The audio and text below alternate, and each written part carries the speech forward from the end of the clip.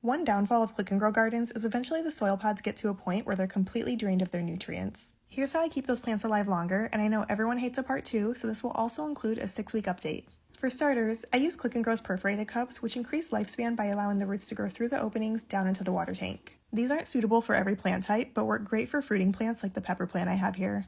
That doesn't solve the nutrient deficiency though, and in my opinion, the best thing to do is get the plant out of the smart garden. I have tried adding nutrients to the water tank, which is why these roots have a brown tint, but so far I haven't had the greatest results. What I'm doing here is carefully working the roots through the openings, and this might make some people cringe, but I don't need all these roots and probably could have cut them shorter. A positive thing about Click and Grow pods is they transfer really well to both soil and semi-hydroponic methods like leca, which is what I'll be using. I put a couple inches of leca at the bottom of the pot, and now I'm just hovering the plant in place while pouring the leca around it. The thing I love about these pots is there's a water level indicator that gives me a really good visual on when to add more.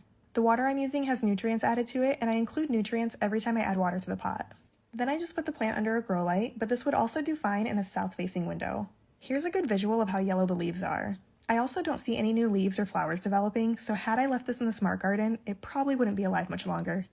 And here's how it looks 6 weeks later. There's so much new growth. The leaves are a nice dark green color, which is what I like to see, and there's lots of flowers, which will turn into peppers.